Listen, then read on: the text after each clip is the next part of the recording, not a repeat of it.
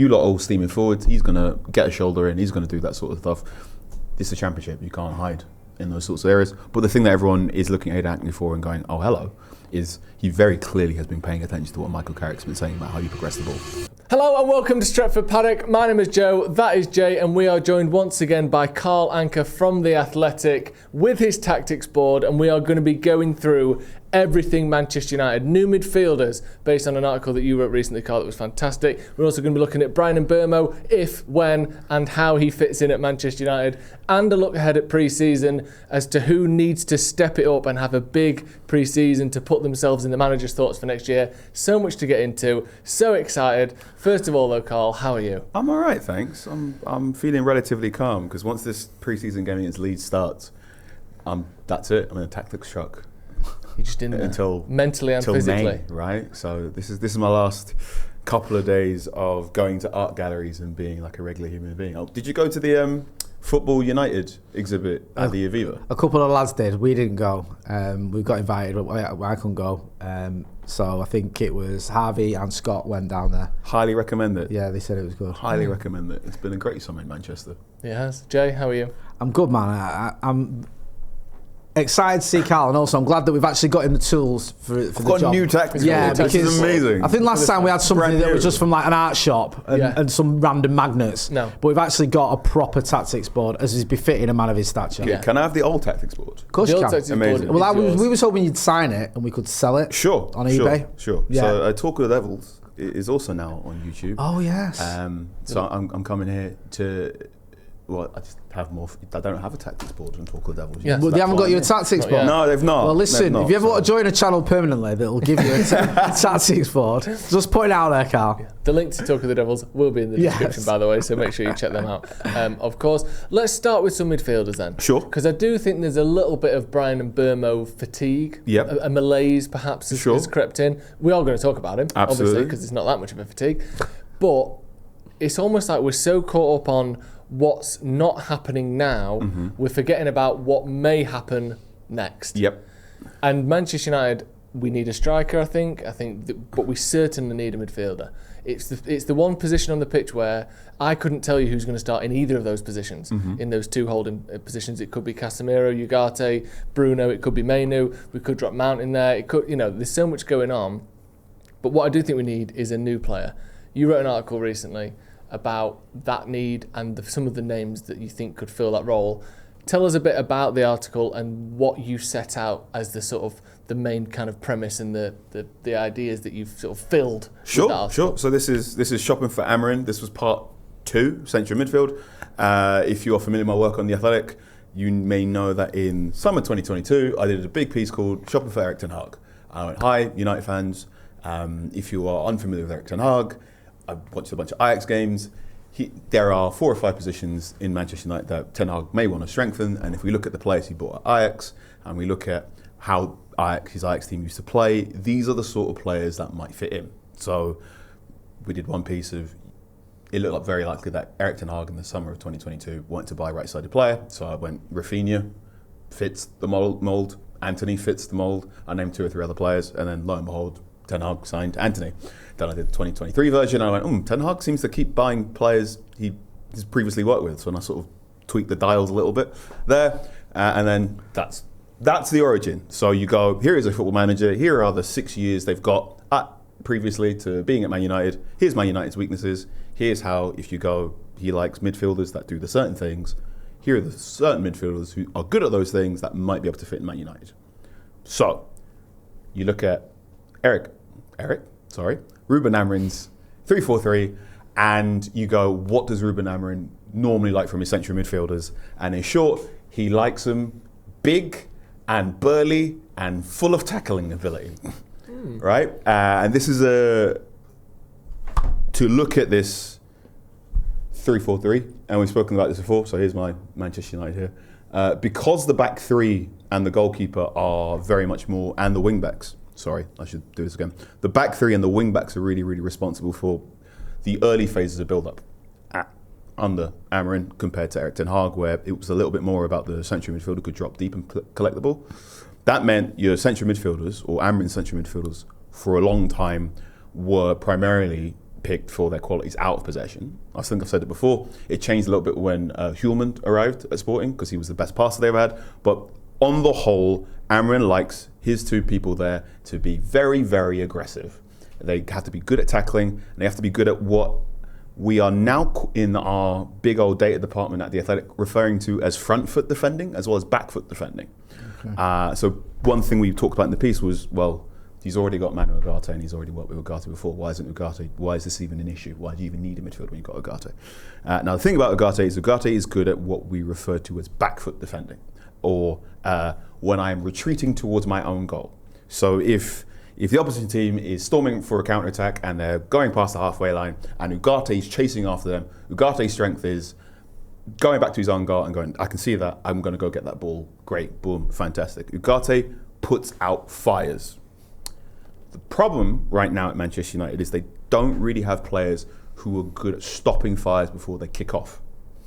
Casemiro used to be good at this, but Casemiro now is past the age of 30 and he cannot cover large areas of space as he used to, as we've seen for the last 18 months as well. If you are looking at players who are very good at spotting smoke before it becomes fire, you're looking at players like Zubimendi, who's just gone to Arsenal. I think Declan Rice is pretty good at spotting a fire. He's, to my mind, and this is me with the England hat on as well as a Premier League hat on, I think he's phenomenal at stopping counter-attacks just by standing in the right place and stopping you from...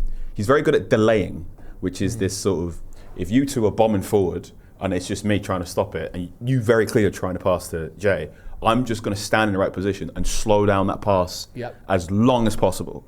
You can say, give him the eyes, give him the aura, give it whatever, but just making sure I'm in the right position where I know you're trying to pass it to Jay, but I'm trying to make sure you can't do it the moment you want to, and you're waiting for the most opportune moment, momentum's off or doing something else. That's the sort of player United need. Someone who not only can do the back foot defending of, oh my God, we have to run back and make tackles, but also going, I'm going to join the pressing of everyone ahead. And also when that team is trying to mount, going, I'm just going to stand here. And if I stand here, you can't get that pass off. And therefore it remains a 2-on-1 rather than a 4-on-1 against me. So that was the methodology. Okay. Which midfielders out there were good at front foot defending? Also, one thing that we are beginning to look at, and this is very much related to Mainoo, are these players good at progressive passing over longer distances as well? Because when Steve was here, Housen was here, we were talking about how Mainoo hasn't got a switch yet. So can we get a midfielder in there who has a switch? There's also another query, is if Big Bry from Brentford turns up and takes up the right side of 10, and you've got Cunha at the left side of 10, that means Bruno Fernandes is your central midfielder. Now, if Bruno Fernandes is your central midfielder, he can do the big switches and the progressive passing, but that means you need someone who's good at front foot defending and back foot defending. So then you have a list.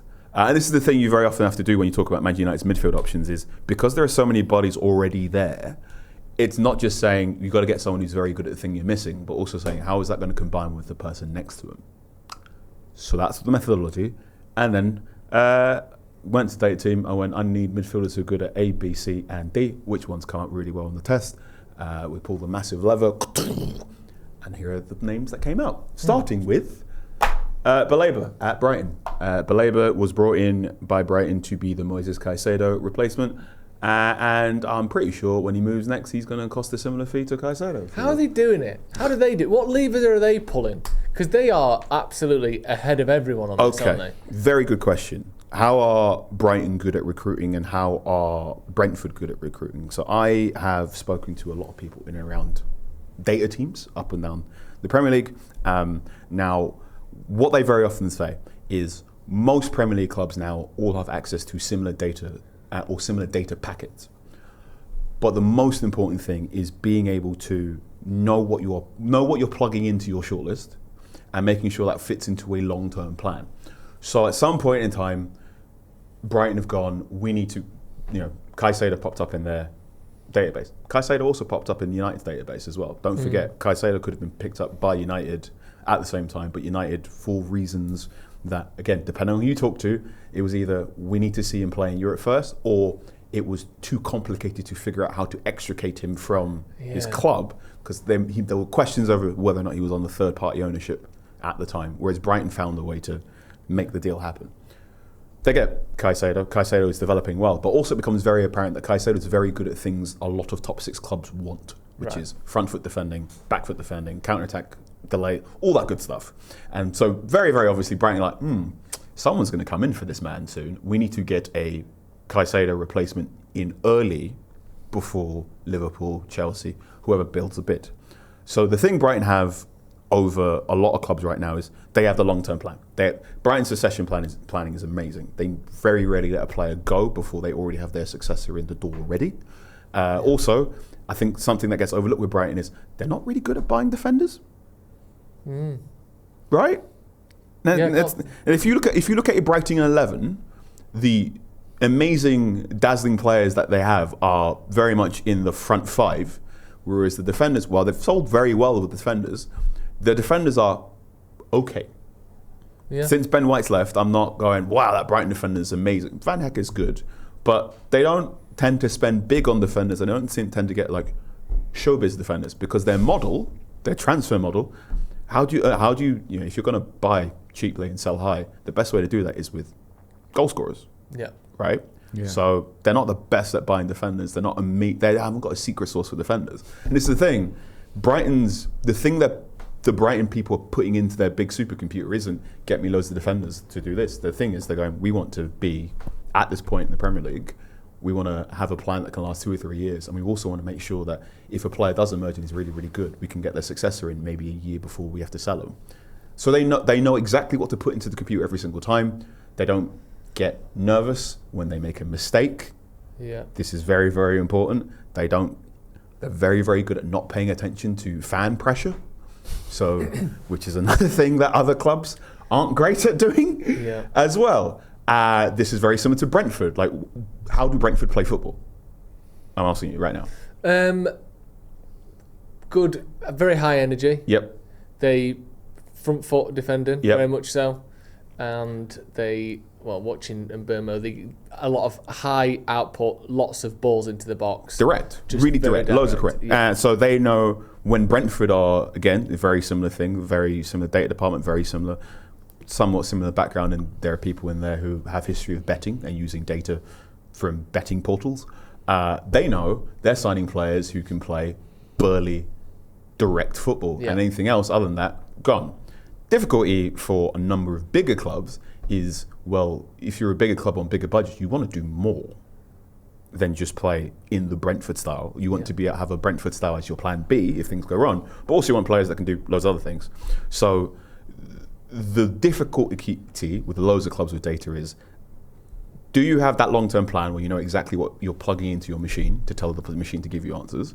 Is that idea, the thing that you're plugging into your machine, smarter than, is that good enough for where you are in the Premier League and where you want to be? Because, let's be real, 10 years ago, we were all going, wow, Southampton's data department's amazing. Yeah. Look how really good they are. Liverpool used Southampton as a feeder club. And then something went really badly wrong in 2018-ish. Graziano Pele left, and he just stopped being able to score goals. And then their amazing black box and data team just went, because the thing they were plugging into the machine, sort of find me undervalued assets who we can buy for cheaply and then sell for loads of money to top 6 clubs, that stopped being their thing because loads of other clubs were beginning to do it, and the things they were looking for weren't working anymore because Brighton were getting better at it, because Brentford were getting better at it, and so on and so on and so forth. It's really important when we talk about data. There's data in the traditional computer science way, which is just ones and zeros, and there's also information. So the best way I can put this to you, both of you lads, let's say your best friend all of a sudden starts buying loads of brand new underwear. Okay. That's data. The information behind that might be he started dating someone new and all of his old underwear is bad, and that's why he's buying new underwear. And that's the difference. Information, there's data, and then there's information, which is where you take data and you apply a context to it that is relevant to what's going on. Why is that man buying loads of underwear? Is he buying loads of underwear because he's got diarrhea? Is he buying loads of underwear because he's dating someone new and he wants to have nice underwear to show him to? Is he doing this? Is he doing this? Yeah. There is no reason, to my mind, that United have worse data than Brighton. Yeah. Right? United can Data is data. United can go into their big machine and go, give me 35 century midfielders that can do all these things in the same way Brighton can do it. The bit that seems tricky for United in a way that isn't tricky for Brighton, isn't tricky for Brentford, is who is there and responsible for turning that data into useful information, and information that is relevant for a club that wants to be in the Champions League final one day soon. Yeah. And there are 2 or 3 times when I'm looking at what United are doing and looking at what United are saying, and I'm going, I'm not sure that's the correct information you've gleaned from that part. And a very, very good example of this was when Mainoo Ugarte was announced at Manchester United. Part of the press release said he was in the top 5 of Europe for tackles made. And I went, okay, that's good data in that Mainoo Ugarte makes a lot of tackles. Yeah. Why is no one putting the next sentence explaining the information behind it? Ugarte makes loads of tackles. That is data. Why is he making loads of tackles? Is he making loads of tackles because the team around him is porous? Is he making loads of tackles because his midfield partner next to him doesn't make tackles and he has to do that running for him? Is he making loads of tackles because he can't hold on to the ball after he makes a tackle? Yeah. Is his first touch loose and he's in a tackle? These are all the bits, these are all the questions that you apply after you get the data pull to turn it into information. This is not me saying Ugarte is bad. Ugarte attempts loads of tackles, and if you look at the amount of tackles someone attempts in the Premier League, Ugarte is always in the top bit. His success rate is above average, which is good. You make loads of tackles and it's above average, then you go, okay, how do I make that excellent? And that comes from coaching, and you hope when he's playing more time with Casemiro goes, no, when you're in this situation, this is how you lead, or this is how you do things as well, because Ugarte is young enough. But that's the sort of secret sauce that Brighton and Brentford have, that United are striving for. And we just need to see a couple more transfer windows to see where it goes next. Yeah, I think it does seem to lack, like you said, the information side of it as well as, and also the other difficult thing is, like you said, it's one thing being a team that is happy to finish anywhere between 12th and 6th, season in, season out, make 10 guesses, 3 of them are correct, and you make 250 million off those 3. It's another thing, and that's Brighton and Brentford. It's another thing trying to sustain and maintain top 4 finishes, trophy wins, title charges, and how you balance that. Because you're going to need a few proven projects. You can't just sign 3 million quid players from Ecuador. You do need the odd 60, 50, Delict, Ronaldo, this, that and the other. But balancing that is something that we seem to find so difficult. So hard, so difficult. Let's go through some of these or most of them. Let's start with Carlos Baleba. What kind of player is he? How would he work at United? I mean, Baleba he's the Premier League gold standard for defensive midfielders not in the top 6. And he's only 21, isn't he? Yeah. So one thing that is seemingly becoming very, very, very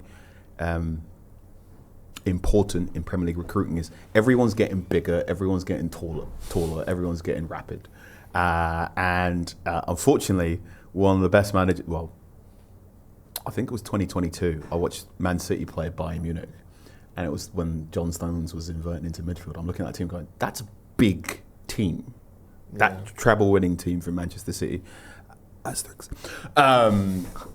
is a very large, very dominant football team. You've also seen this with Mikel Arteta's Arsenal. That's a big team. That's a team full of 6-footers. And if they get Gyökeres, just a large units going to fight. I also think what's also really interesting last season in particular was Nottingham Forest. In that Nottingham Forest seemed like the way Nottingham Forest play right now seems like a response to how City play. So if you look at how, not the treble-winning team from City, but how we all imagine Pep Guardiola's City team to play, with very nice passing football, trying to encamp you in your half, and then if you win the ball back, there is Rodri or Vincent Kompany or Fernandinho just giving you a little tactical foul so you fall down. But if you can get through that first round of pressure, you got a 3-on-1. And you've seen this with Nottingham Forest last season. When they break so quickly. Well, saw it firsthand, Yeah, you saw what Elanga did to Garnacho. And that's good. United can't play on Nottingham Forest did last season. Nottingham Forest aren't going to be able to play on Nottingham Forest played last season because teams are going to start going, give them the ball. But I think you are going to see Premier League teams try and get more and more players who are capable of doing that back to front in 10 seconds that you saw from Forest. Because they are now going, this is the best way you can hurt a team like Man City. We almost saw it a little bit under Solskjaer, didn't we? Yeah. Solskjaer's record against Pep Guardiola was excellent, considering the average league position of both teams. Yep, and I think we had a lot of players who could, Alanga was one of them, but Rashford and Martial and Lingard Dan at times. James turned into They prime were. Kinchelskis during that his era. record at the Etihad, I think he'd won more games at the Etihad against in that fixture than Pep had. Yeah. And it kind of was a similar style. Very much so. Yeah. Solskjaer used the term layer by layer about how he was going to develop Manchester United, and I think he ultimately wanted to create enough layers so his version of United played a bit like the Champions League winning team from 2008. Yeah. I think the difficulty there was he perhaps didn't get the support he needed in central midfield. So while United could go back to front very good, they didn't necessarily have the tools to keep the ball in the final third for sustained periods, which is how you really want to do it, which is pressure, and then someone snaps. Baleba is good because he is hugely mobile. So we're talking about, to use the proverbials, he's a ground eater, he's a shin kicker. He's a very good pressure valve because when the ball does come back, he can sweep it up he's very good at sweeping up. He's very good at understanding, hang on, we might lose the ball. Why? I'm going to just take a step back here. 4 of you are going to be ahead of the ball, but I need to stand here and stand in certain areas. Very, very good at that delaying thing as well. Of course, Brighton have been stung very badly last season, notably against Nottingham Forest, but that was just Was it 6-0 or something? Hurtzler basically admitted post-match, I got that lineup completely wrong. And you did. That's because you're a child, or proverbial child in the Premier League. There's a Premier League manager who's younger than me. I find it fascinating. But Baleba, I think Baleba is, if you don't have Moises Caicedo, you should. And if you're wanting to get the next Moises Caicedo, you could do a lot worse than getting Baleba. Unfortunately, Baleba is probably going to cost a similar fee. One thing that's also good about him, one thing I'm really interested in about Baleba is he's got a good switch. It's a bit like Caicedo in that he's very clearly a better passer than how he's currently passing. And I think this is one of those things of no one's really asked him to push the boat out and go push your passing to the limit because we've got someone else next to you. But there have been 2 or 3 times last season where Baleba was getting on the ball, okay, best way to progress this is 30-yard switch. I'm like, oh, you can do this. You just don't like to do it, or you've not really been asked to do it. So he's a fantastic football player. He's a player that's not come to Manchester United because Manchester United don't have 100 million in their back pocket. Okay. One player and one national team I want to speak really about is Senegal. So I know loads of Man United fans don't really care about England, but if you looked at what Senegal did to England, very good post at the end of the Premier League season, that Senegal national team is brilliant, and there are 2 or 3 players in that national team that between now and I want to say 2028 are going to cost between 70 to 80 million. The left back West Ham have just bought. If you're a West Ham fan, I'll see you in 2028 with 70 million because I want him at the theatre. You'll see. Look after him. But in amongst that is Lamine Camara, who's currently at Monaco. Okay. This is a player who Paul Pogba is going to love playing with. Interesting. Because if Camara does stay at Monaco, Kamara's able to do loads of stuff that Paul Pogba doesn't like doing, which means Pogba can focus on the Pogba stuff from the left side of a 4-3-3. Kamara is, in terms of that front foot defending of, you guys have the ball, you've taken a silly touch, bang, that's mine now. He's exceptional at it, and Declan Rice was tired. I'm just going to say Declan Rice was tired in that game, but Kamara gave him the runaround in that one, and it's very interesting watching a younger version of Declan Rice give Declan Rice a runaround. There was 2 or 3 bits in that game where Declan's like, okay, all right, that's what I used to be doing to people in 2019. I think he's excellent. He's very raw. How old is he, sorry? I cannot tell you off the top of my head. I think he's early 20s. We'll get that. Yeah. And one thing, he will need to work on his tackling technique. He hasn't quite got to the Casemiro realm. He's 21. 21. He hasn't quite got to Casemiro. So one thing I talk about when I'm looking at midfielders and defensive midfielders in particular is when they are making their sort of standing tackle, does it look consistent throughout all the clips I'm looking at? Now, when Casemiro is going to tackle you, there's maybe like 3 versions of it, and it's almost like watching a fighting game of just, that's the Casemiro standing tackle, and he's just got it down to a science of, this is how I tackle and not get a yellow card, this is how I tackle when I do want to get a yellow card, but I'm looking at the referee and I know he's not looking. Kamara hasn't quite got that sort of consistency yet, neither has Manu Ugarte. It's very hard to get that sort of consistency at top level rate when you're only 21 or 22. So, but the thing about this guy is he's very promising. I like him a lot. He should be expensive. Yeah. Let's see. He should be. How, go on. No, I was just going to say, do you think he's in that sort of Baleba sort of realm of being out of our price range then with the issues we've got over?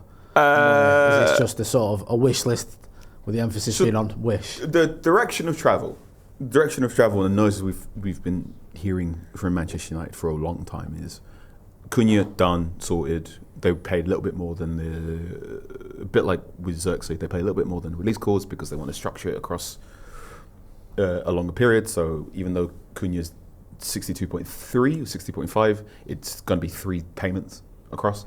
And then when we initially heard about United's interest in Big Bry, the conversations sounded like that was going to, well, I think United hopefully want to get that done for 65. And then it was going to be okay, those 2 are through the door.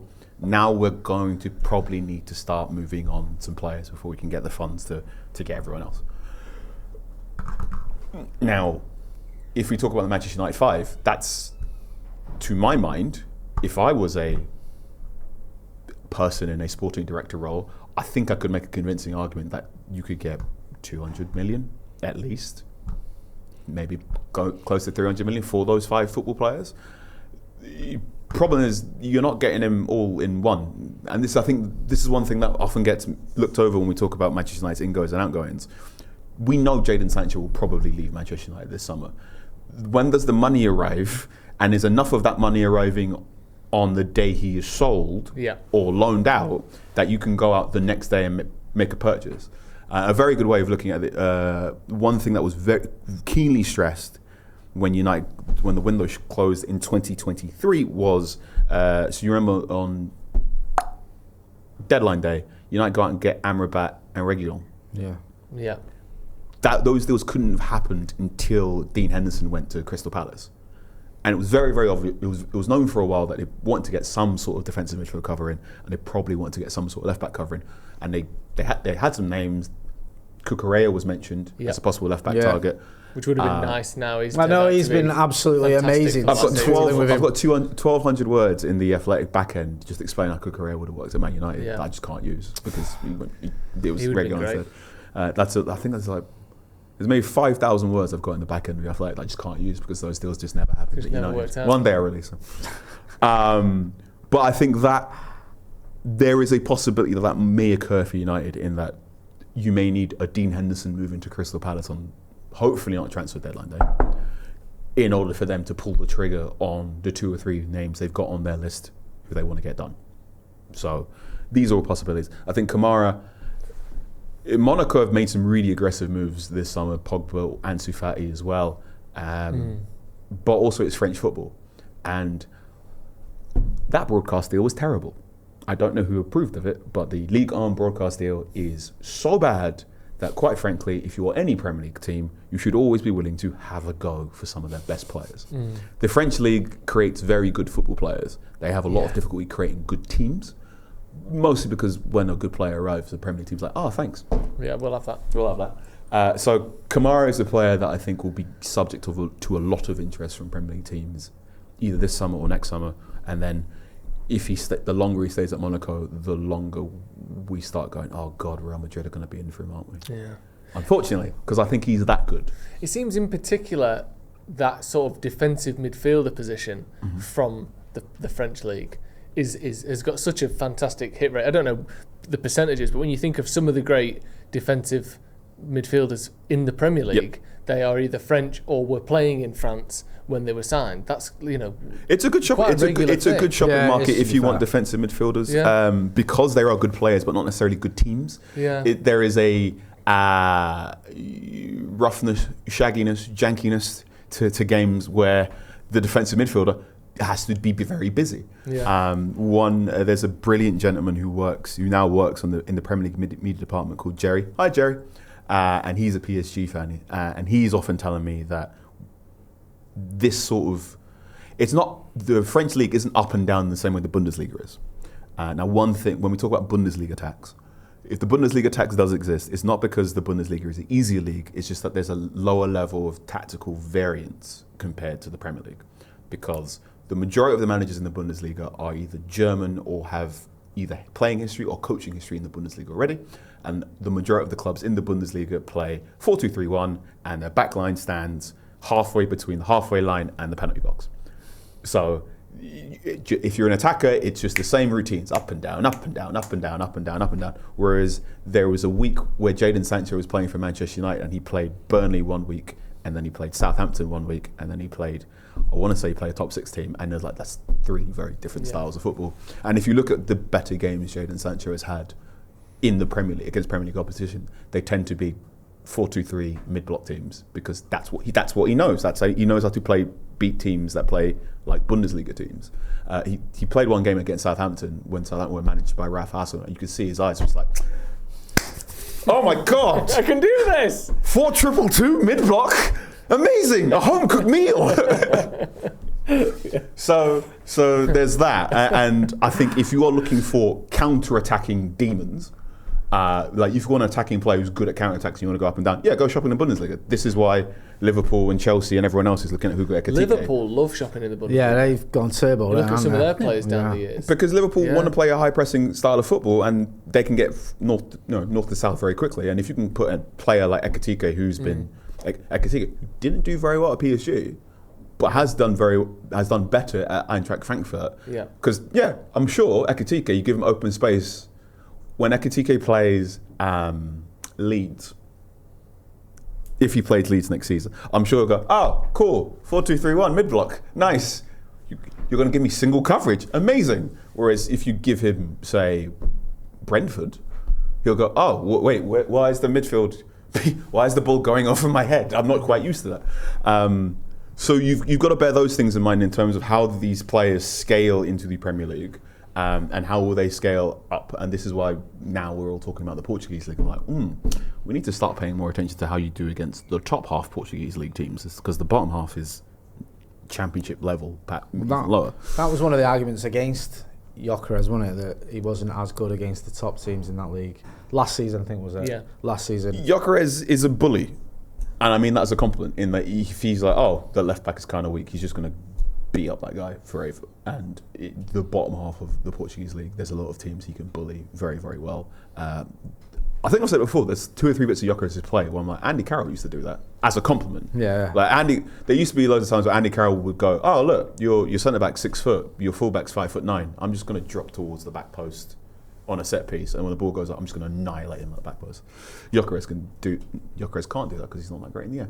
But Gyökeres does a version of that. Right. We shouldn't talk about him anymore because unfortunately he doesn't look his colour. Well, the only reason I wanted to talk about it was if you were going to say he's going to be rubbish. Yeah, that's the only reason I threw that one in. But you are totally right. If you are looking for defensive-minded midfielders, Ligue 1 is a good place to do, because there is a jankiness there's a roughness to the style of play, which means very often these are players that are trained to defend larger areas of space.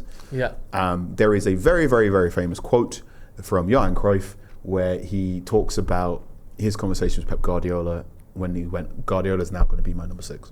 And I was like, Guardiola was never a fast football player. Like, why are you doing this?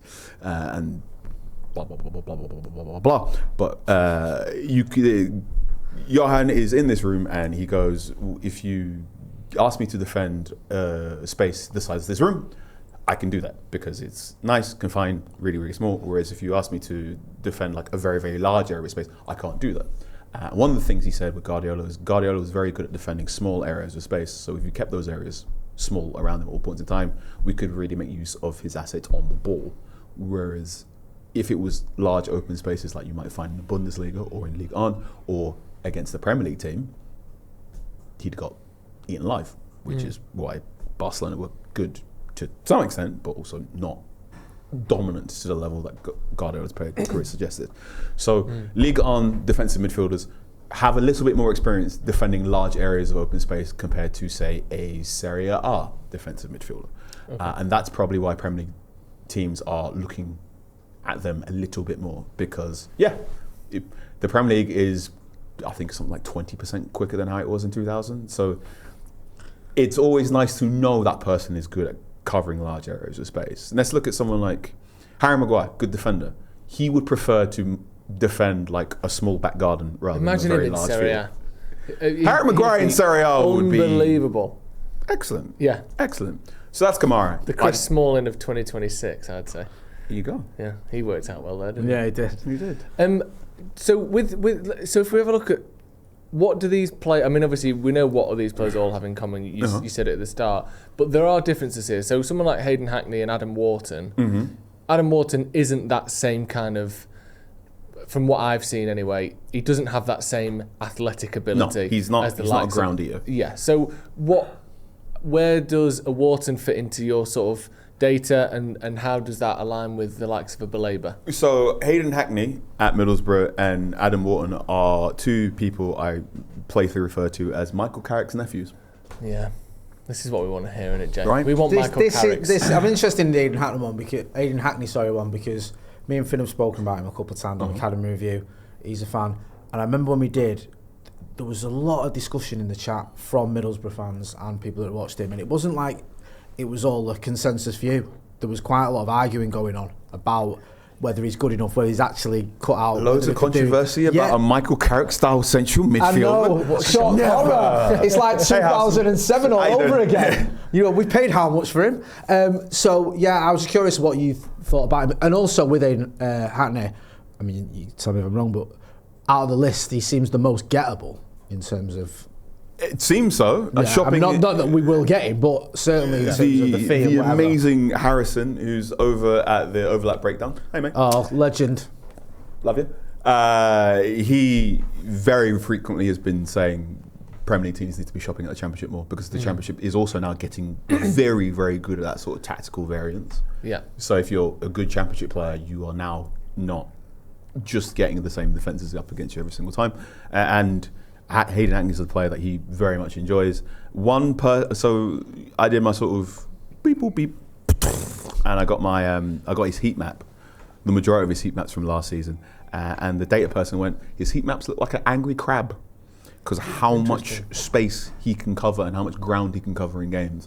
So he's definitely got the athleticism for it. He's not a front foot tackler yet. But he has got good back foot defending. So you lot all steaming forwards. He's going to get a shoulder in. He's going to do that sort of stuff. This is a Championship. You can't hide in those sorts of areas. But the thing that everyone is looking at Hackney for and going, oh, hello, is he very clearly has been paying attention to what Michael Carrick's been saying about how you progress the ball. Okay. Very, very clearly. Touch, pass. Yeah. So there's that video of when Carrick says, when I get the ball, my first thing is, how can I get this thing forward?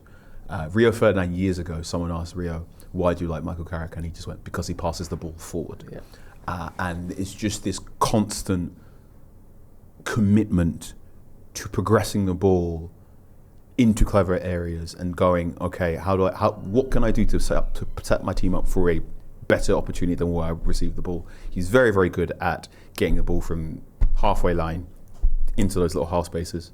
He's got two or three very, very just delicious passes into the right half space. That if you are overlapping fullback, that's the sort of stuff that you're like, oh, the overlapping fullback's going to be the one that's going to get loads of assists and loads of... Hayden Hackney's going to make a fullback very rich one day. Right. Because that fullback's going to get loads of assists, and you're going to realise the reason he's getting loads of assists is because Hayden Hackney's threading it in through him when he's rushing forward. Okay. He's that sort of player. The interest in him is if you sort of this is when it gets confusing. If you put Bruno Fernandes into the right 10 position, Hackney plus tackler, call it Ugarte, call it Casemiro, that's very, very fun. Hackney next to Bruno Fernandes, you're like, you do need a little bit more front forward pressing. But I think Hackney's brilliant. I think Hackney will be playing Premier League football before 2028, easy. Who will do it for? I don't know. There are 2 clubs, to my mind, in the top 6 right now who might make a softer landing than Manchester United. I'm not saying better, just a softer landing right now. And also, I mean, let's talk about Adam Wharton, who... Yeah. I mean, to my mind, Adam Wharton should be the person playing next to Declan Rice for England. Sorry, Mainoo. It will come for you one day, but at this point in time, I think England's best starting 11 is Wharton next to Rice, and the longer it takes Thomas Tuchel to figure that out, the worse. Now, the really interesting thing I'm having is, I mean, one of my editors at work is a Crystal Palace fan, and there are loads of Crystal Palace players who I think are excellent. And I go, well, you know, Wharton's a £100 million player. And he's like, yeah, well, you know, I'm sure we'll listen to 70. I'm like, excuse me? You'd sell Wharton for 70 million? He goes, yeah, well, you know, contract this and this one. Crystal Palace should not let Adam Wharton go for less than £100 million. Right.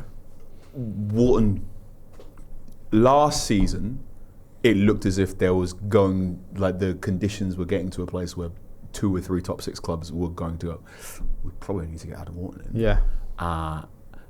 And yeah, I think him and Hackney are Carrick's nephews. I think Wharton is probably the closest thing we have right now to Michael Carrick today, in that he's very incredibly composed. He's really, really good in the first and second phases. If you want to get the ball from the edge of your penalty area to the edge of their penalty area, in a very good manner, he's excellent. Wharton and Ugarte is a very interesting pairing, because it means Ugarte can just focus on, I'm just going to do loads of horrible running and tackling, and Wharton's like, don't worry about that, I'll just ping it, don't worry. Wharton and Casemiro is super fun as well. Wharton and Bruno Fernandes in central midfield, I'm scratching my head a little bit in the same way as Hayden Hackney.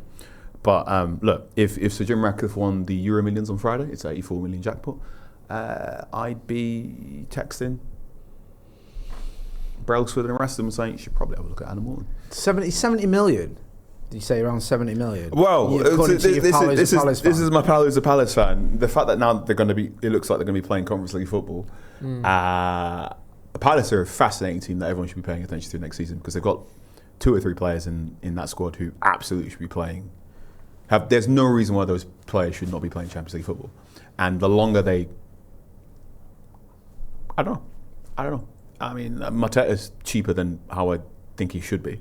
Yeah. So why aren't more teams trying to have a go? Glaston's a phenomenal coach, so we'll see. Wharton is fantastic. There are loads of... Now, the really interesting thing. One of the reasons why I do this list about shopping for Aaron is because I'm not a transfer expert. I'm not someone with the phone book of David Ornstein or Laurie Whitwell. Those two are some of the best transfer people in the world. But what very often happens is when those two say a deal is on, they go, Carl, can you have a double check and see if these guys What's this guy actually like? Can you double check if these guys are good, and can you double check if there's 2 or 3 things you need to be aware of and how it can scale into the Premier League?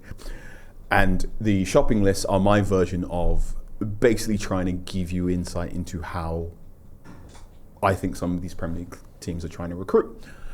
One of the problems that I'm having recently with this is every now and again I'll put someone into these lists, and then someone somewhere in the world hits Google Translate into their language and then thinks what I've said is Manchester United is interested in buying this player. Oh. So, do you want to talk about Javi Guerrero at Valencia? Yes. Do you remember when there was a 24-hour period where someone said, Italian press said Javi Guerrero was very close to signing a deal at Manchester United? There is a small chance that that's my fault. Right.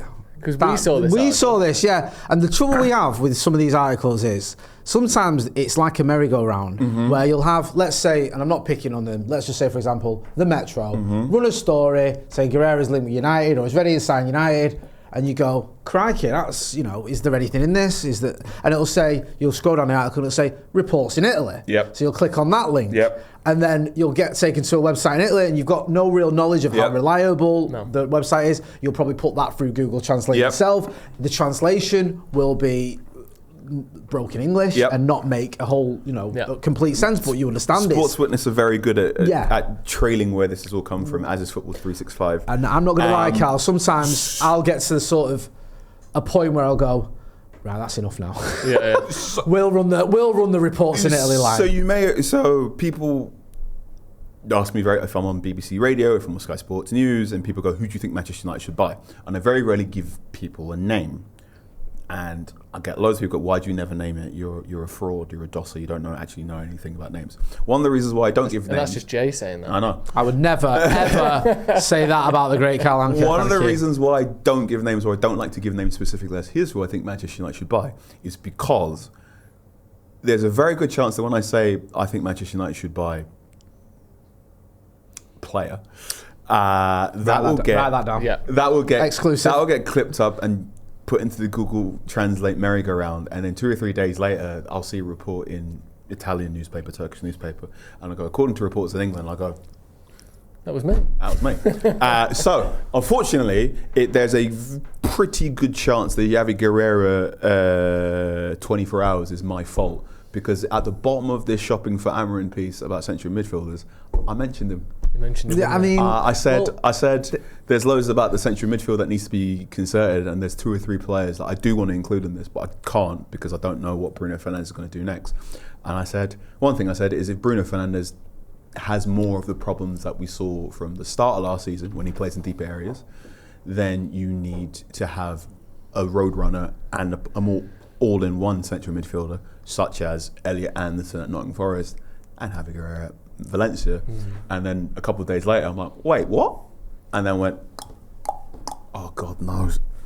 Someone's pretending that what I've said is United are in for him. Was it not the urged? Sometimes we have the urged stories. So sometimes it's been United, I think you've been in one of them before, but it's been a United urged to sign. Yes. Yeah. And I'll go, oh, I know him. Yeah. Yes. Athletic journalists, oh yeah. So that's different than saying we're linked with him. There is one thing from your midfield piece I wanted to ask you about, if you'll indulge me. Kobbie Mainoo, you've mentioned him a few times.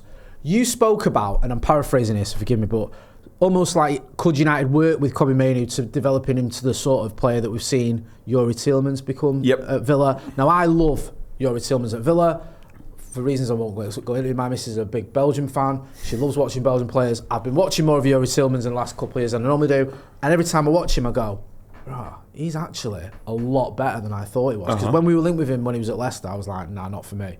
And every time I watch Villa, he stands out as being really good at the job he's asked to do.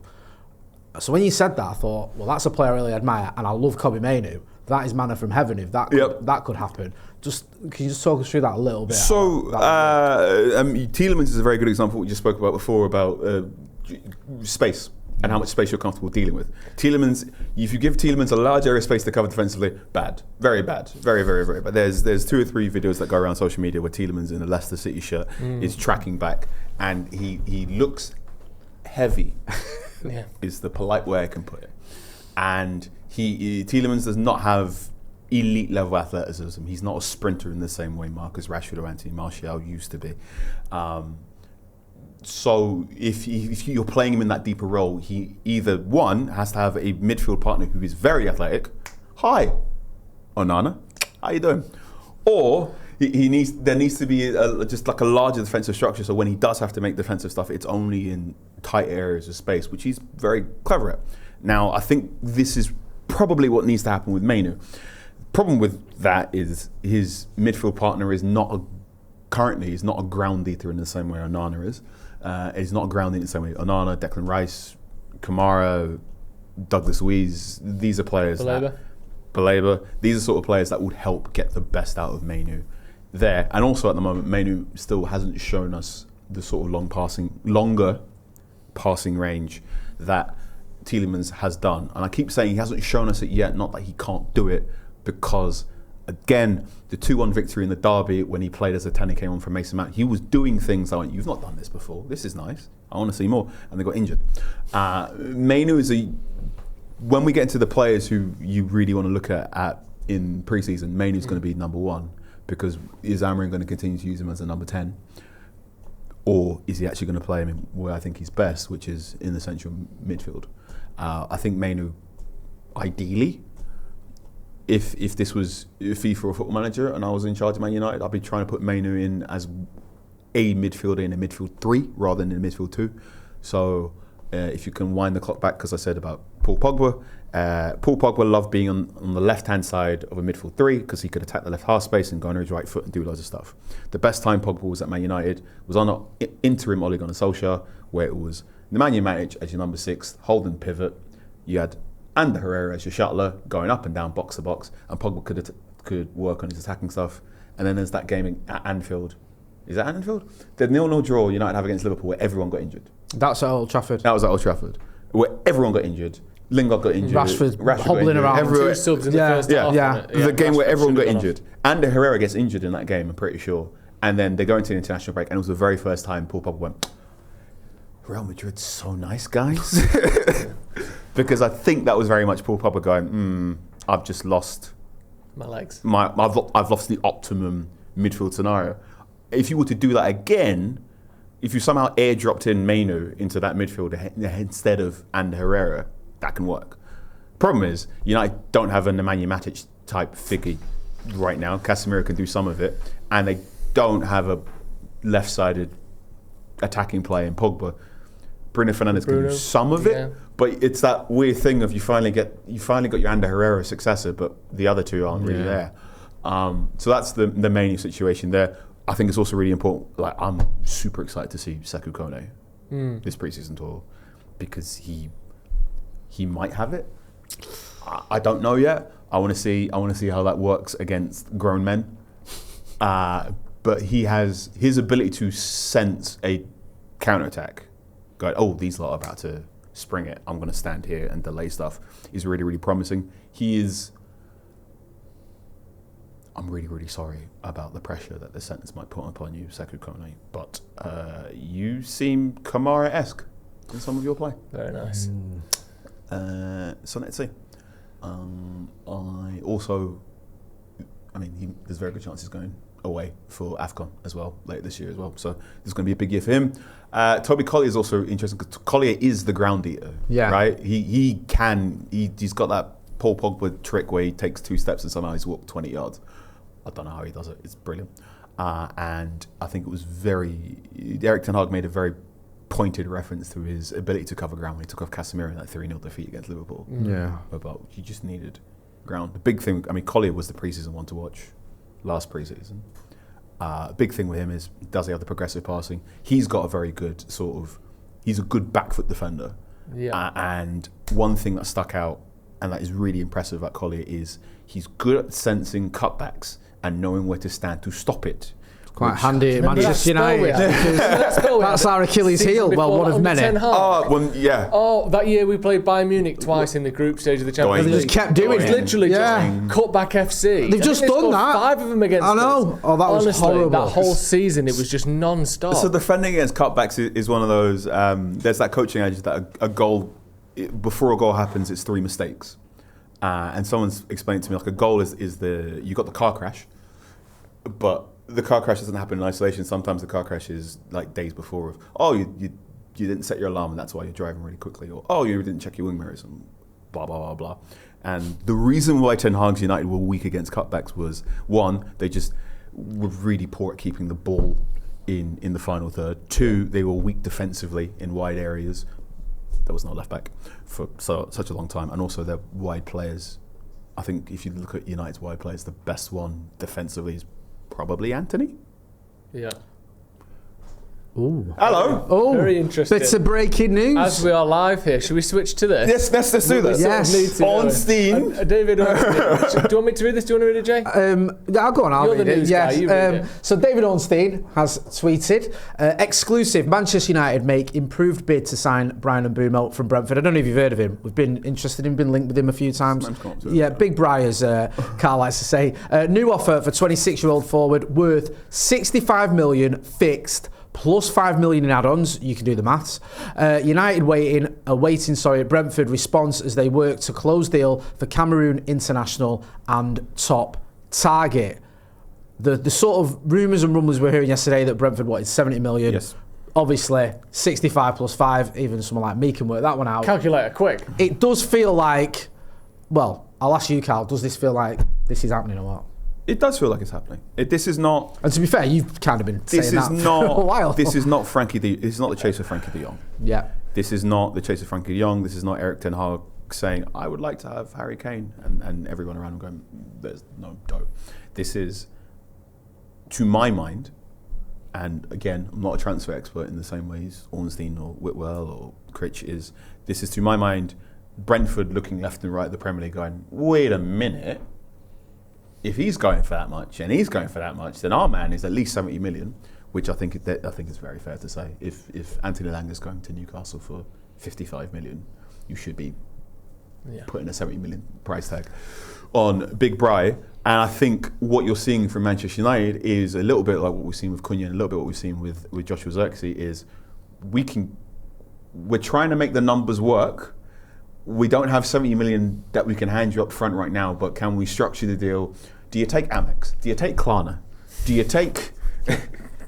We've got some money coming in from the Elanga deal. Yeah. We've got some money coming in from the Fernandez deal. I've got two entrances to Gala Bingo. Yeah, and we throw them in I'm as looking well. into my Monzo app. I'm trying to move that into my other main banking app. My Revolut's got a few quid on it. This Costa Coffee card is only one stamp away from being a free latte. Yeah, that's so worth you can have that. You can have that. And I think the direction of travel is positive for Manchester United. It is not moving anywhere near as quickly as the majority of the United fan base online seems to make it. I saw the response to the new away kit where it was just sign some players over and over and over. Yeah, it's that was all anyone was interested in. That's all everyone's been talking about. I think Big Bry should make it. I think that he's conducted himself in a very straightforward and upfront manner in that he said it's only Manchester United. He doesn't seem particularly focused on the fact that Thomas Frank has gone to Tottenham Hotspur.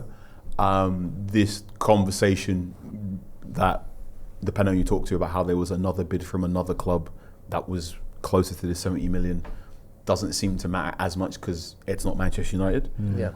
Which means Brentford don't have the bidding war or auction that they would ideally want for him.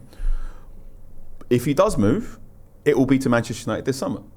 If he doesn't, it's because Manchester United couldn't quite figure out the numbers and the structure of that payment. I think if it does get to 70 million, it's probably going to be 70 million, but in 3 or 4 installments. Can we then, I think this is a nice time, obviously, with that news breaking as we're here, that third bid, or whatever you want to number it, that new bid for Brian Mbeumo coming in. Can we kind of put together in a tactical format? Oh, wonderful. Not just Brian Mbeumo in there, because we have looked at that before, but the idea of Brian Mbeumo in there, Cunha in there, and then potentially a couple of permutations in that midfield area and how that would affect how we play. So whether it's a Mainoo and a Bruno and a Baleba type. All right. The red. Let's do this. Look at this. The red is Manchester United. The blue is imaginary football team. We can pretend it's Leeds on the weekend or whoever. So now you could a real fun bit of where I don't know my left and right. So I'm just going to be like my left, but you can say this is my left. Okay. But you can tell that's wrong. I've got my own head already. You can do this. I can do it. Come on, you got this. You got the ball. You got this. All right, so here's my left. Exciting times. So we got Cunha. Cunha's your left-sided 10. Very, very good. He knows how to play in a 3-4-3 before. He's also played in 3-5-2. One thing that's really interesting with Cunha, as I'm watching more Cunha to catch up, because I said before, I've watched more Big Bry than I've watched Cunha. Cunha's most successful attacking spells at Wolves have been with strikers like Seb Larsson, because Larsson is playing on the last line, because you're playing on the last line, you want to push these guys back, which means it's just a little bit more space for Cunha to have fun. Here, you ideally want your 10s behind these two. Now, let's just get really fun. Let's get them in these boys. Let's do this. Let's get them in these boys. Matt, your wing-back's going to be there off the pitch. Your wing-back's going to be doing this, and you got your 3. Let's put them here for reasons. Let's say for some reason we're defending really well.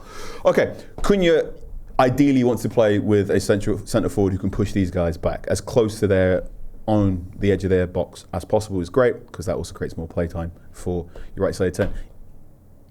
Big Bry, is a volume player as well. He would also benefit from someone who can take up that last line. This is why when we talk about our centre forwards,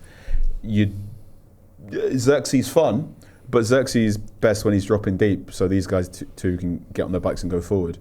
Could work.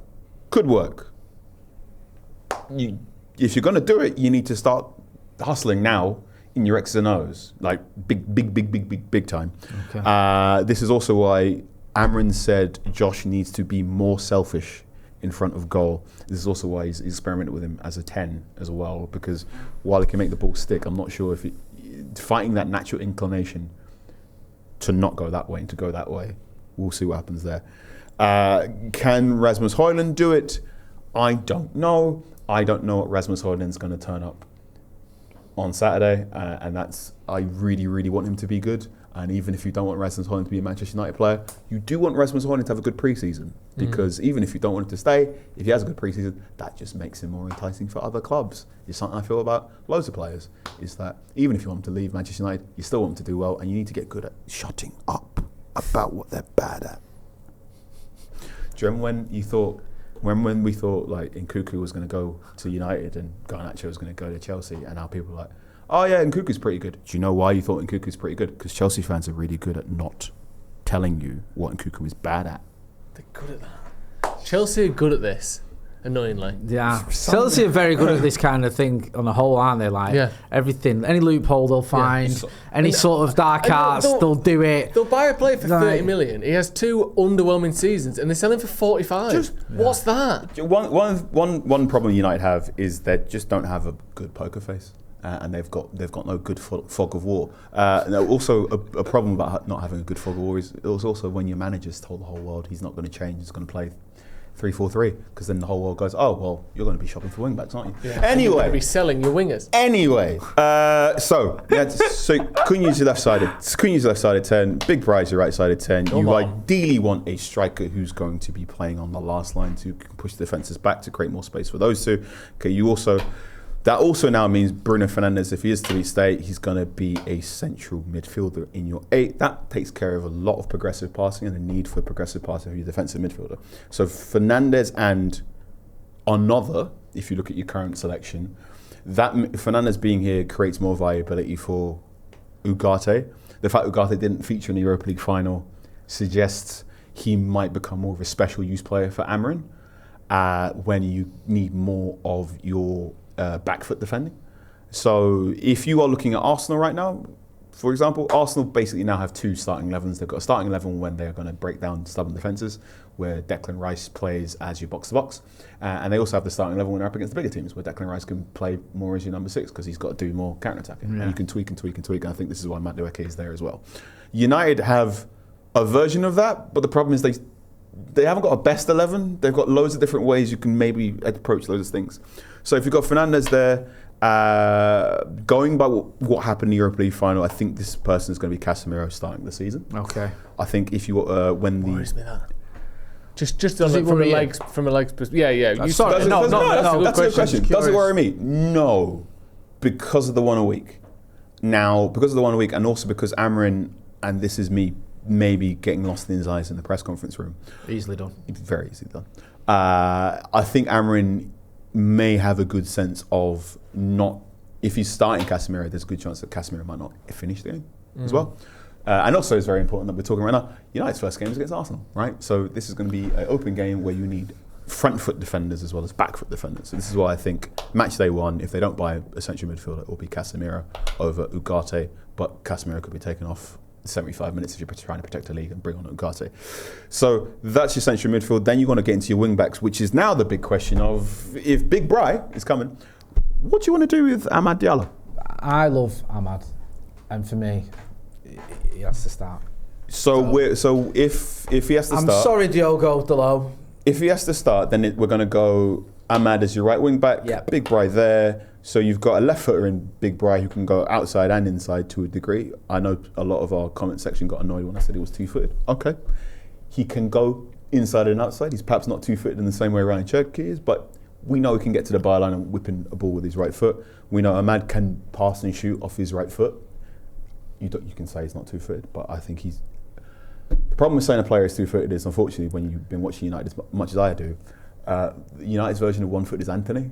So unfortunately, what I think counts as two-footed might have been slighted by that. Anthony's flamingo levels of 1 foot, though, Yes. isn't he? Like, he only uses 1 foot. That's brilliant. Thank you.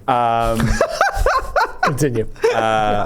So you've got two left-footers here that ideally, when they want to go forward, will come inside, although Brian can go outside a little bit, and Ahmad has shown in the past he can pass and cross off his right foot. There are now loads of questions of, does Ahmad have the physical size to be playing wing back? Can I just ignore everything else and just focus on the Everton game? Sure. Old Trafford. Am I allowed to do that? But this is a really good point that the Everton game is, and the best times you've seen Ahmad defending, that's when he's pressing high, and Ahmad's very, very good at sensing when someone's taking a heavy touch, and he'll snap it off you. He can do that from right wing back. He can also do that from your number 10. I think if we're talking about right wing back, Ahmad there, we also need to talk about your right centre back, which is why we also need to have a very big conversation of, what do you think about Matthijs de Ligt? I love Matthijs de Ligt. I think he's a fantastic player, a leader. My only concern with de Ligt, and it's not a massive, it's not been a big an issue as some people have made out, but fitness hasn't been great. Yep. He's missing chunks of seasons, and we need a bit more consistency with this back three, because also, and I don't need to tell you because you know it better than anyone, but Lisandro Martinez, there's a massive question mark on what Lisandro Martinez is going to come back from injury and how long that's going to take and all the rest of it. Lenny Yoro had that injury when he came, but hopefully that's behind him. But basically, our best three centre-backs are probably de Ligt, Yoro and Martinez, and they've all had some form of injury issues. So this is a really, really good question to have here, because also I've said this on Talk of Devils. I think basically there's like a hidden battle for the back three positions. Okay. So we love this is the one massive positive of this team, I think, in terms of options. I think that we have got very good players at centre back. I do. I think obviously there's injury issues there, but I'll do the half one. There's so many good centre backs we've got. We've got options. Yeah. And the interesting with options, and the interesting about loads of options at Man United is much like Man United and loads, there's loads of bodies, but there's not reversible. There's not like much variation, if that makes sense. Yeah. So Ruben Amorim's back three. One of the interesting things with Amorim's back three that is next time I get him into a room, one question I really, really want to ask him is about how often his middle centre-back pushes up into central midfield to invert, and when it goes from being a 3-4-3 into basically being a 4-3-3. So this middleman, very, very important for build-up play. And loads of teams in the Premier League know this. So if you look at loads of games where United just cannot get out of their own half, it's because the team has just put someone on your middle centre-back. This happened to ruinous effect at St James's Park, where Newcastle just went, you're not going to get the ball. That was horrible. That was absolutely minging. You're not going to get the ball to your middleman, and therefore you cannot get the ball out of your from there. Great. This man's really, really important. If this person you want a good progressive passer in there, if they're a good ball carrier as well, is really, really important. At this point in time, it looks like your middle centre back is Harry Maguire. Me saying that often causes loads of people yelling at me saying this should be de Ligt. Okay. Or this could be someone else. There is a mini battle here who wants this, and some fans think it should be de Ligt, some fans think it should be Maguire. The interesting thing there is, I don't think these two centre-backs are that dissimilar. You sound like Paul Scholes. So, I think Harry Maguire is a better ball carrier than Matthijs de Ligt. I think Maguire's got a very, very good thing of he's sort of like a half crab walk. When he carries the ball on his right foot, he puts his left shoulder in the way so he can protect it a little bit. And he's got loads of experience doing this middle centre-back thing. He's also super gobby, which we all heard in those closed-door football games. We've all heard Harry Maguire yell at Fred now. Yep. Which is really, really important. That big scream that he did. When you're a middle centre-back, I've talked to loads of former pros about this. Connor Cody's spoken about this in the past. Oh my God, I've completely forgotten this man's name. He's been really useful for me for loads of seasons. I'm so sorry. But your middle centre-back, you have the other two on a string constantly. And they often say the middle centre-back does not as much defending as the other two, but they're more about organisation, more about being gobby, and more about progressing the ball. Because Maguire is a better ball carrier than De Ligt, and I think just a little bit more confident in the air than De Ligt. I think he'll probably be here for now. Now, the super interesting thing last season was De Ligt got really good on the right-hand side. Yeah. Which was, okay, that's fun. Which, I mean, this was meant to be Lenny Yoro's role. But then you had that very fun bit where Lenny Yoro towards the end of last season was on the left-hand side and getting loads of wriggle room as a ball carrier really as well. Good. Lenny Yoro should probably, as long as he's fit, always be in the back three, because Yoro is the one centre-back amongst the many centre-backs who is good, who is comfortable defending large areas of space. Yeah. 2019, Michael Cox for The Athletic wrote this amazing piece about how some centre-backs are cats and some centre-backs are dogs. Dogs are centre-backs who are very good at defending the man. Cats are very good at defending against space. United don't have many cats. The best version of a cat I can give you is Rafael Varane. Yoro is a cat, a baby, he's a kitten. We'll see, he's getting there. This is so cute. And now Yoro, because he's right-footed, when he does carry the ball, he can come inside and he can pass and shoot a little bit. And we saw this really, really nicely against Athletic Club in the second leg. I think Yoro is in a secret battle with Lisandro Martinez for that left-sided role. Or, if you want to be really nice, I think Yoro, the longer he can play, just reduces the burden on Martinez to rush back. Okay. So Like if this is match day 1 against Arsenal, it's De Ligt. Okay. It's Maguire. Yeah. It's Yoro. Lenny Yoro. Also because you may remember the game against Southampton where Lenny Yoro's on the right hand side and he's getting torn to pieces. I hate that game because you're right, and he is, and people bring it up all the time. He's getting torn to pieces by him. It's an outlier. Because but the thing is, it was horrible. Since then, he's been brilliant. Exactly. There is an excellent basketball podcast from 2 former LA Clippers called Knuckleheads, and the very first question they ask other NBA players is, who was the first person in the league to bust your ass? Which is, you're like, oh, I'm a really good basketball player. Then you get into the league and there's just, you have one game and there's someone who just tears you on fire. Lenny Yoro's answer for that will always be Suleimani. Suleimani busted his ass. I couldn't believe, right, at that game, what I was watching. Not from a United point of view, because I was used to watching United being terrible. But Southampton were like prime Real Madrid for about an hour. And I fully lost my head in that game. But you do remember in the second, when some changes happened, De Ligt came on. What did De Ligt do to Suleimani? Oh, he battered him.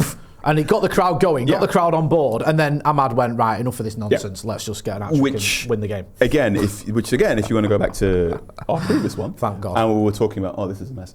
If you want to go to our previous half, if you were talking about Ahmad and Ahmad's viability at right wing back, I think you should also probably have a big burly lad behind him at right centre back who can do those sorts of tackles. You've sold it. But there's a but. Because you've just sold it. I know. Carl, you've absolutely sold it. De Ligt. Where I'm happy, I've got my De Ligt, I've got my Ahmad, but you've just thrown a butt in. But don't do this to me. Mazraoui? Oh, you've done me. You've done me. And I can't figure that one out. I can't figure it out. What does he do? No, you've found a player that we cannot drop. Do you know I love Mazraoui. So this is the good and injuries. This is the good and bad problem, and this is also the interesting thing of when you've only got, I mean, there's 40 guaranteed games for United next season. Correct. You can not only just have one game a week, but you can also have 60 minutes in there. So my starting back 3 against Arsenal would be De Ligt on the right, Harry Maguire in the middle, and Lenny Yoro at left centre back. That's providing no one is injured. I've left out players like Mazraoui. I've left out Luke Shaw.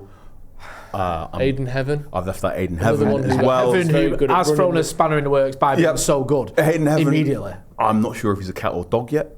I think he's a dog. Yeah. We'll see. But if you're in the comment section, please let me know, what would your starting back 3 be against Arsenal, specifically against Arsenal, because I would change that back 3 and put Mazraoui in there for the Fulham game. What are you doing here, Joe? I just want to ask Carl one question. We're the Reds, aren't we? Yep. Humour me. Yep. Mr. Anka. Leave that one there. You're not allowed to touch Carl's Sorry, I just want you to leave that one there. Okay. So we can just show this one here. United have been linked with several players. Yep. And I just want to know if any of them do you feel would work?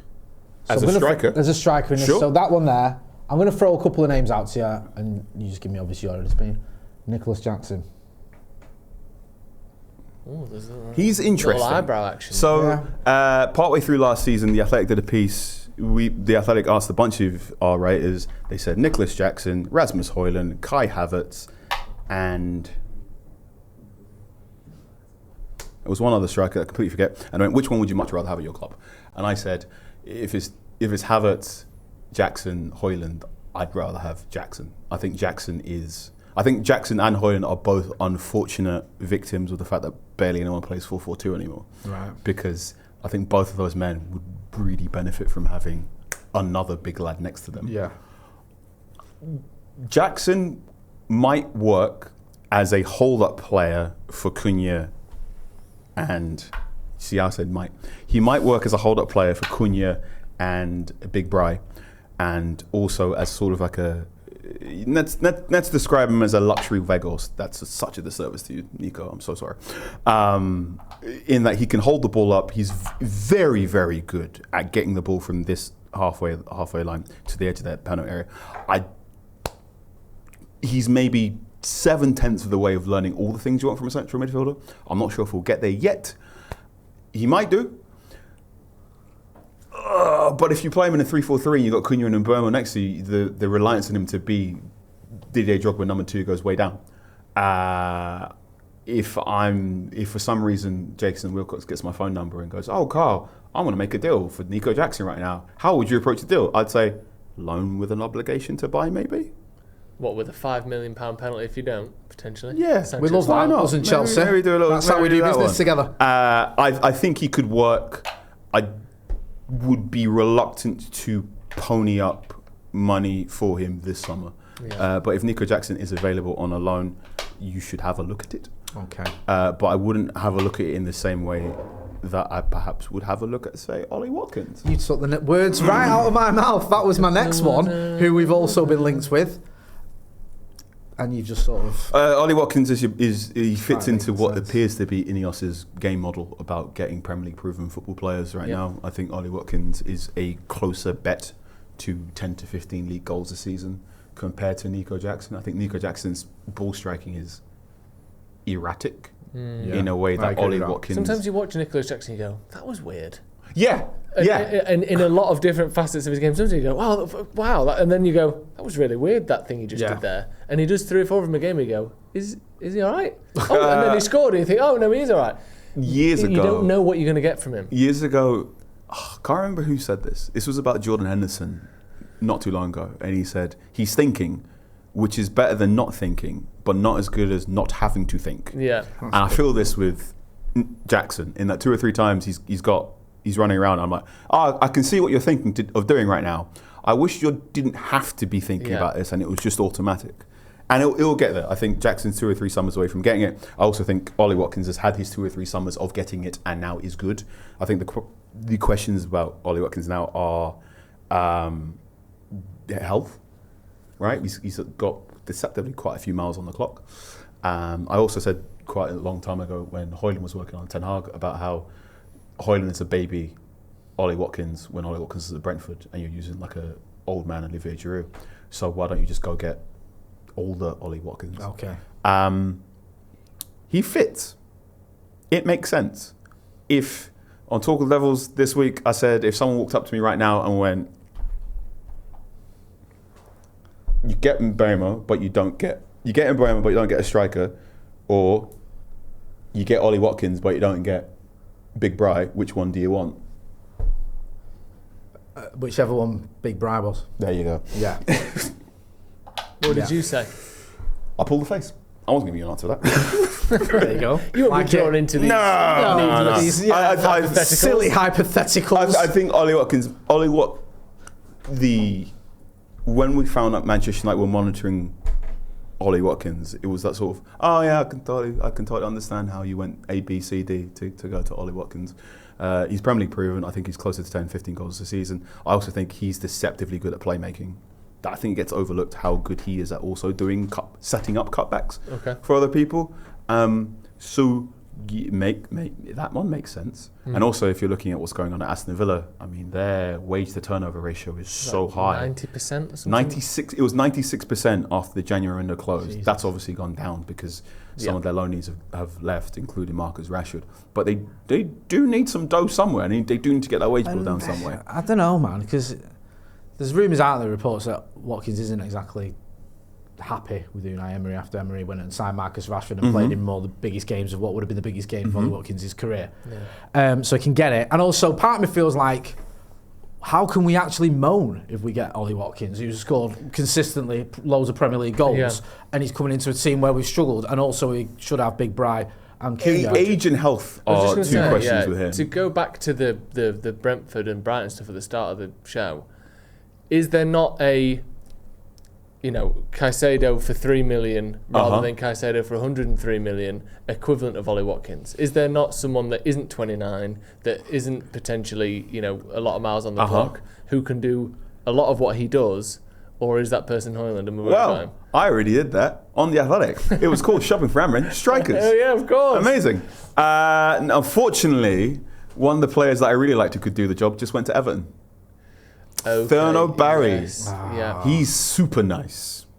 I don't know. So West Ham's fullback and Everton striker. He's super nice. So Barry played in a 4-4-2, a high pressing 4-4-2 at Villarreal, and there were 2 or 3 bits to him that moved me deeply and made me say certain things that I'm not going to say on this channel because you're going to all clip it up and get mad at me afterwards. But I don't know how Barry's going to cope with the adjustment to the Premier League. Also don't know how Moyes is pretty good at fashioning lone strikers. Yeah. So he's someone you should be keeping an eye on because I think he's a good football player too. I also think that one of the cheaper options that I put on that shopping for Amrin strikers list was Moise Khan, who some of you call Moise Keane. He's at Fiorentina. He was really bad at Everton. I remember him trudging down the tunnel he had Old Trafford. really tough time at Everton. Duncan Ferguson, he was the sub that got substituted. He is a football player I have interviewed once before in my life, and I went, "You're going to make it one day, mate. You've got it all there." He's a player that has struggled for consistent game time and struggled to find a consistent home. Emerged from the Juventus academy, gets bought by Everton. You may remember when Everton signed him, they held his shirt up and they went to his mum. I promise you, he's got a home here. It's going to be great. And then that happened. Then he gets sent out on loan. I've always felt sorry for him as well because there was some of the grief he was getting. Like I remember Graham Souness, who, let's not go off on a tangent about him, we'll be here all day, said some really ridiculous things about him. This reputation that he had, some of the abuse he'd suffered, which was just horrendous. He's been subject to horrendous racial abuse while playing in Italy. Yeah. When he was a kid. He's also, one of the really strange things, he was subject to horrible racist abuse while playing for Juventus. He called it out, and then Bonucci said, don't pay attention to it. And then Chiellini told Bonucci to shut up. And this is one thing that I think often gets over. Do you know how much bottle you have to have for Chiellini to go, this kid's good? So Keane's got it. Khan. I know his name is pronounced Khan, but the anglicised version is Keane. Keane has got it. The question and the thing where I've got my handbrake on about saying United should buy him is he's had a good goal scoring season at Fiorentina. That's because he's finally got a settled home, and he's got consistent game time, and he's finally got everything right. I'm like, do I want to yank you out of that and throw you in at Old Trafford? And that's why I'm going handbrake. Strasbourg have a striker who's worth looking at. He's a little bit cheaper as well. I'm not naming him. You can go have a Google there. Barry's really fun. Look, strikers aren't cheap. You want a striker that can give you 10 to 15 league goals in a season, you're going to be spending 60 million. The fact that Gyökeres looks like he's going to Arsenal is one thing. The fact that, I've said it before, look, mate, I know a lot of you want Victor Osimhen. You don't know how many phones you've got to go through to get Victor Osimhen. So he's not coming. So we are talking about the players who are now in the 40 to 60 million mark, and then also now talking about which one of Højlund and Joshua Zirkzee is going to make it. The fact that Big Bry is now 70 million and looking closer to coming in means it's unlikely Zirkzee and Højlund's going to start against Arsenal. Joe, Who would you like to start against Arsenal? With that team that we have, Yes. if Mbeumo comes in, I personally would favour Rasmus Højlund. Okay. And one of the big things, and I've said this and I've got criticised for this a lot, because I know Xerxes has more likeable traits than Højlund does, I think, because he's more exciting to watch on the ball. He seems a bit more confidence in himself. He's got an attractive style of play with some nice touches. I don't like the way Xerxes strikes the ball, and when he's inside the 18-yard box, I don't think keepers or defenders fear him particularly.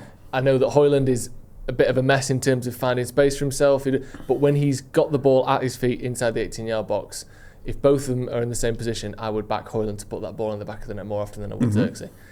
And I think with Mbeumo and Cunha there, I think he will find the ball in that position more often. Okay. So I would go with Højlund. Jay, how are you feeling about this? It's August 17th. It's August 16th. Wilcox and Amron have got your phone number and they're texting you like, I can only fit one in here, Jay. We're struggling. We're struggling. We nearly flipped a coin, but we decided we were going to text you, the smartest man we know, and you're going. I'm saying, I'm a romantic. I believe that it's written in the stars for Cheeto. Oh, come on. Against his old club. Here we go. To break his Premier League duck with the match-winning goal and performance at Old Trafford against Arsenal opening day. Jay's he's done it. And listen, I'm a simple man with simple tastes. I will say, it's my heart that rules my head. I can just imagine that happening. And then they reply to you and say, we didn't mention Cheetah, we said Xerxes Højlund, stick to the Well, question. you know my thoughts. I think Xerxes could work. One of the reasons that's my out of those two. One of the reasons why I think Ollie Watkins probably Joe's popped up is because Watkins' age is okay. Maybe they'll too rich for some people's blood, but Watkins for 2 seasons does make the pathway for Cheetah That's that what much we've easier. been saying, haven't we? Yeah. That's not to say Watkins is going to happen, but Watkins was also one of those I see how you were thinking to get to that approach. You're not just worrying about that, you're also worrying about Cheetah Obi in there. Cheetah Obi he's thoroughly expected to go on a pre-season tour. He's going to get a look at. It looks like he will, depending on how that tour goes, he'll probably retain the first team stuff, but also he might play 2 or 3 games at the start of the season in on the 23s, if only because the start of United season is so brutal. To my mind, the pros and cons of Xerxes and the pro of Rasmus Højlund up front, if Big Bri arrives, is you're playing against Arsenal, which means how do you play against Arsenal? How historically speaking, how do United beat Arsenal? Counter-attack. There you go. Yeah. Counter-attack, smash Although and grab. they do this thing now where for the first half they let you have the ball and they go, actually we're only messing, we're going to have it and we're going to win. What's that about? I don't know. Anyway, sorry, go on. Historically speaking, counter-attack. when United have been successful... Christian Eriksen running through, squaring it to Rashford. Bang. And a confident Højlund is a superior counter-attacking threat than a confident Xerxes. And we almost saw Højlund score against Arsenal in the game that Erik ten Hag brought up for the remainder of the season. So I think that is one advantage over one thing that Højlund has in his favour for the Arsenal game is if you want a transitional threat, if you're going to get that open space, if you're going to win the ball and it's got to be 3 or 4 players running towards the penalty area, Højlund can do that and he's got the speed.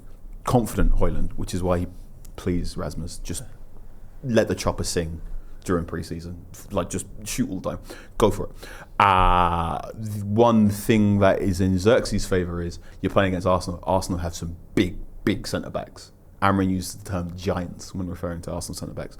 Xerxes' back-to-goal game is better, and if you've got Brian and Cunha who want to get on the bikes, and you want someone who can wrestle with at least one of them, Xerxes the better person. We saw what he did to Saliba. Yeah, Xerxes the better person to do that. Also, if you're talking about off-ball energy and just tussling for high balls, Xerxes better when Onana, might not even be Onana on match day 1, it might be someone else. When that ball is getting hoofed, I trust Xerxes to, maybe he doesn't win first contact, but to scrap for that better than Højlund. I agree. However, like you've said, his ball striking, he doesn't hit the ball with the same conviction that a confident Højlund has. And this is why I'm constantly going up and down as to who starts. I mean, there is also the other option where you just put one of your 2 new signings up front and put Bruno Fernandes there. But we'll cross that in time. On Saturday, on The Athletic, you can find a piece from me where I go, here are 16 players that need to have a very good preseason. On Monday, hopefully, once I get out of here, I'm going to do a big piece looking at goalkeepers Manchester United might probably have in their shortlist. because it looks like Andre Onana is push and go for the game against Arsenal. That's not to me saying Manchester United are going to buy a goalkeeper, but if you were interested in knowing what sort of goalkeepers Manchester United should be looking at, that should be out Monday afternoon-ish. Any other questions, mate? No. Carl, honestly, that felt like 3 podcasts in one. That's fantastic. It's a lengthy one. No, which is great because I absolutely loved it.